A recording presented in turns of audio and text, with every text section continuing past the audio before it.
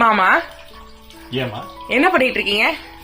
ஒன்றும் பண்ணல. இந்த கப்பி இதை இங்கே பற்றியா விரல விட்டா மற்ற மீனுங்கெல்லாம் தெரிச்சு ஓடும்ல, நம்ம கையை கொண்டாந்தவ இதுங்க கப கபகபான்னு என் கையை வந்து கடிக்கல என்னவோ நினச்சி இப்போ சாப்பாடுன்னு நினச்சி இப்போ விளையாடிட்டு இருக்கீங்க. இந்த கப்பியை பற்றி முன்னாடி சொல்லியிருந்தேன். இது வளர்த்துக்குள்ளே போதும்போது நான் வந்து ஒரு இன்னொரு டேங்க்கில் போட்டு வச்சிருந்த போது அந்தளவு மற்ற மீன்களோட அடிதடி ஆகிப்போதான் என்னன்னு தெரியல, செத்து போயிடும். இதுக்காக தனியாக இந்த ஒரு தொட்டியை போட்டு இது வளர்த்துட்டு இருக்கு. எத்தனை குட்டி தெரியுதா? நிறைய குட்டிகள் இருக்கு. இதுதான் இந்த மாதிரி ஒரு இதுதான் வந்து இந்தியாவில் பழக்கம். இது ஒரு 4 மீனை போட்டால் 40 மீன் 400 மீனாக மாறுறது. அந்த மாதிரி ஒரு அனுபவம் இது வரைக்கும் இல்லாதது இப்போ கொஞ்சம் அது புதுப்பிச்ச மாதிரி இருக்கு இந்த ஒரு தனியாக போடுறது. அப்பா, என்னோட இருக்கும் காலத்தோட இந்த மீனோட தான் நிறைய நேரம் ஸ்பெண்ட் பண்றீங்க. ஆமாம்.